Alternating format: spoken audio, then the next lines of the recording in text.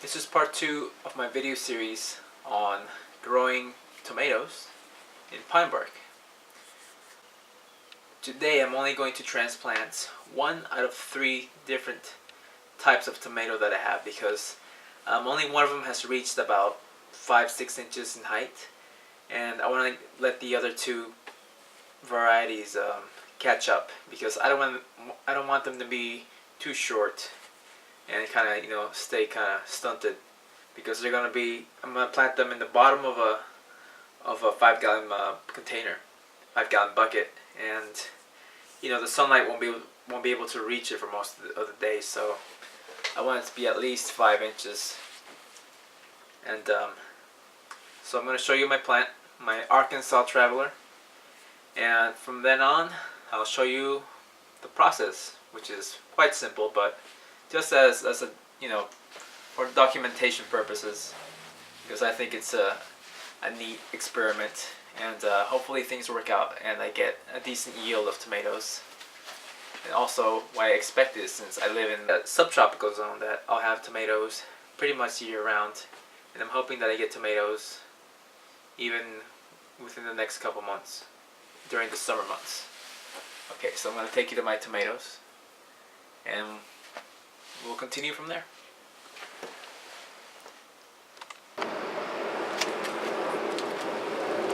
Okay, this is my small 4-inch pot that carries 4 Arkansas Traveler tomatoes, and I'm going to pick the largest one, which is about 6 inches tall, and I'm going to bury it up to right here. I'm going to pull it out from the soil. I'm going to rinse it real well, and I'm going to have a 5-gallon bucket ready with an inch's worth of pine bark, and I'm gonna rest its roots on the pine bark, and then I'm gonna cover it all the way up to the neck here, up to the top where there's a V, and put a plastic bag over it for about 3 days so the roots kind of, so it settles in.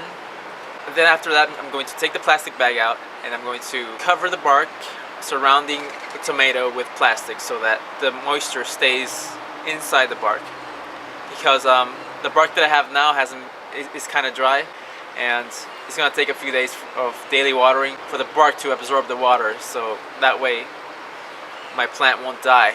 So let's go do that. Alright, here's my 5-gallon bucket, and I think this is 1/8 of an inch holes that I drilled a long time ago. But as long as they're about this size and you got a couple of them, when you're using bark chips, which are quite large as you can see, then it doesn't matter if you got too many holes or not. And let me show you my huge tub, 20-gallon tub of bark chips here. There's a ton of them. Alright, so what I'm going to do first is I'm going to fill the 5-gallon bucket up with 1 inch's worth of pine bark. Alright, now it's time for me to fill up the 5-gallon bucket with a 1-inch layer of pine bark. Okay, now that I have my large 20-gallon tub of pine bark chips, it's time for me to fill this up just 1 inch in depth. And so here I go. Alright, I'm making sure that I only have about an inch's worth of pine bark, just enough to make sure that the roots of my baby tomato plant are not touching the very bottom of the bucket.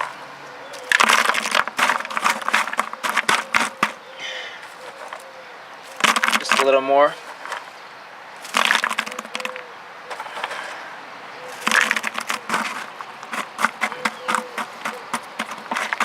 And that ought to be enough for now. Now I have to remove my best tomato plant here, which is this one. It has the thickest stem, and it's also the tallest. So I'm going to gently remove it. I'm going to remove it from its soil here. It's got quite a bit of roots, but not too much. Now you see it has all this soil around it. I'm gonna have to wash this off. Okay, so I have my plant here and my garden hose, and I'm just gonna spray some water on the roots.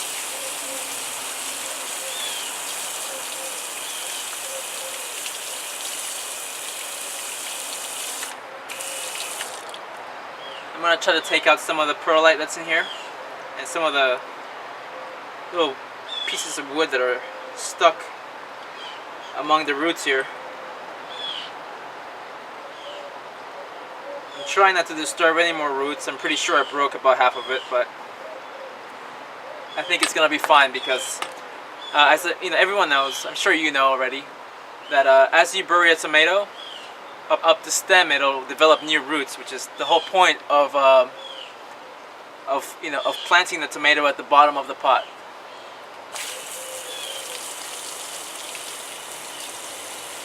And the fact that this can grow roots up the stem is the reason that I can get away with having very large wood chips. Otherwise, it would probably not hold enough moisture for a normal plant. Alright. Okay. What I'm going to do now is I'm going to run some water through the pine bark to get it moist.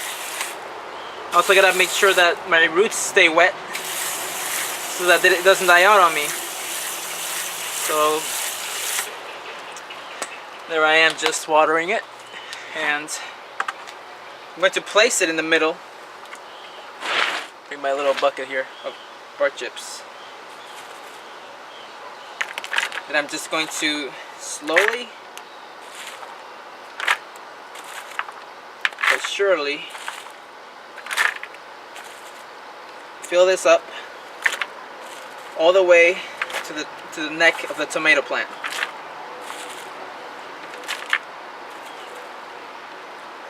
I'm hoping that you can see what I'm doing. It's 7:30 a.m. in the morning, and it's a bit cloudy. The sun's just starting to rise.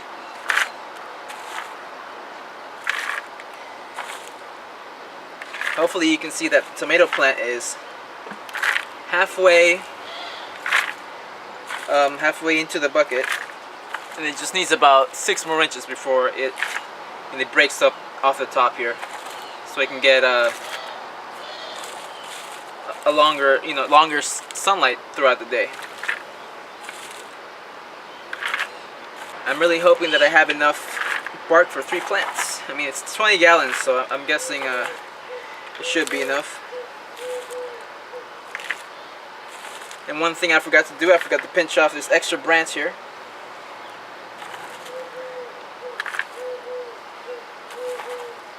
Which I will do in a second. Still not done filling this up. And for those of you who are worried about, if your tomato is going to hold enough moisture, it's not a big deal. It'll. If you've seen my pink egg tomatoes, they're doing just fine, and I water them every 3 days, every 2 days. You can even stay a little longer than that, but you just gotta be careful that you water frequently and don't forget about it for a week. So I'm just gonna pinch off. Well, I'm gonna cut off the stem right here. I want not the main stem, but this little stem growing out the side. I just need a little more bark. And this bark is covered in dolomitic garden lime, which balances out the low pH of the bark. Okay, now that that's done, I'm just going to water the bark thoroughly for about 30 seconds. And you probably can't see this, but the water, actually let me fix this. As you can see, I'm watering, as I water the bark, I have a lot of water draining from the bottom. It's called free draining soil, which means the water is not going to stay perched in at the bottom of your soil, which is a good thing. And the bark is going to absorb a good amount of water. But I recommend that the first few days, or you either soak it before you plant, you do your planting, which is kind of a pain, or you'll have to water it for the every day for the first week. I would recommend. That way you make sure it doesn't lose any moisture, because it needs some time to absorb the moisture. And there's the water draining off. And all I have to do now is cover this in a plastic bag. Alright, now I'm just going to take this grocery store bag and I'm going to close up the bucket here. Now, the main reason is, I already said this, but the main reason is to keep the moisture in there for the first few days, and secondly, I don't want any bugs attacking my tomato while it's trying to get used to its new environment. Alright, now I'm just going to place my new planted tomato in a safe spot that's safe from rain and all that kind of stuff, and extreme heat, since it is South Florida. And for 3 days I'm gonna keep it covered, and I'll show you the next step. Okay, so I just want to say a couple things. Okay, I'm not gonna throw away the tomatoes that were left in that 4-inch planter. I have 3 Arkansas Travelers left, and I might start a square foot gardening kind of thing. Because, I mean, you know, who wants to throw away tomato plants? And the remaining 2 varieties that I have that I plan on putting in bark as well, my Black Crim and my Cherokee Purple, I'm not going to be showing those because I've already shown you how I did one. So, I mean, it doesn't make sense to, you know, show you the same thing over again. It's kind of a waste of time.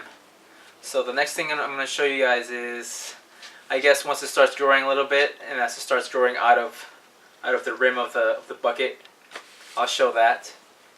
And then afterwards I'll show flowering and see if it fruits in the heat. I'll take the temperature measurements and stuff like that.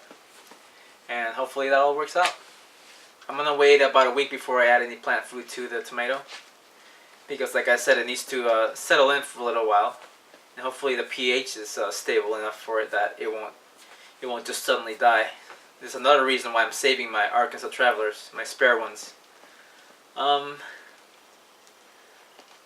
Hopefully everything works out, and I hope you're enjoying my progress that I'm documenting here.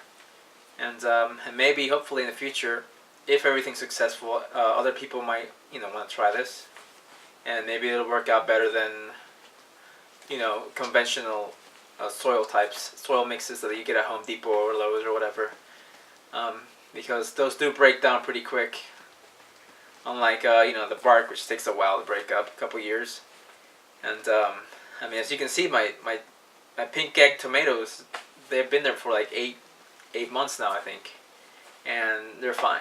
So, I hope you've enjoyed this so far. Thank you for watching. That's it. Goodbye.